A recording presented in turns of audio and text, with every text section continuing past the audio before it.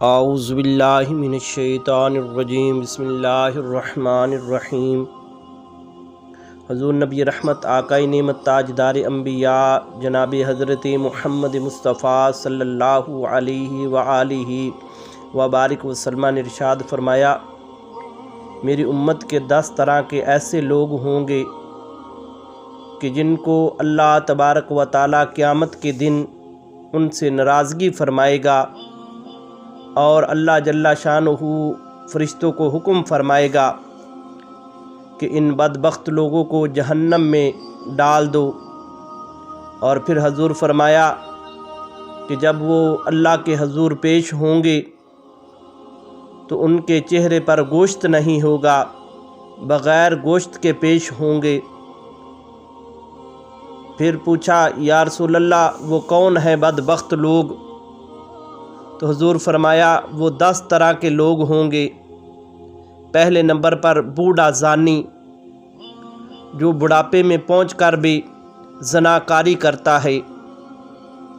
اور دوسرا فرمایا کہ گمراہ پیشوا، جنہیں لوگ اپنا پیشوا مانتے ہیں لیکن وہ گمراہ ہے، اللہ تبارک و تعالیٰ کی حدوں کو پامال کرتا ہے۔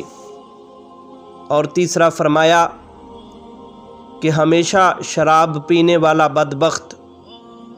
چوتھا فرمایا کہ والدین کا نافرمان۔ پانچواں فرمایا کہ چغل خور۔ چھٹا فرمایا جو جھوٹیاں گواہیاں دیتا ہے۔ ساتواں فرمایا کہ جسے اللہ جل شانہ نے مال عطا فرمایا اور وہ اپنے مال سے زکوٰۃ ادا نہیں کرتا۔ اور آٹھواں فرمایا کہ سود خور، جسے اللہ تبارک و تعالیٰ نے مال عطا فرمایا ہے اور وہ لوگوں کی مجبوری کا ناجائز فائدہ اٹھا کر لوگوں کو سود پر مال دیتا ہے۔ نوواں فرمایا کہ وہ شخص جو لوگوں پر ظلم کرتا ہے، بلا وجہ لوگوں پر ظلم کرتا ہے۔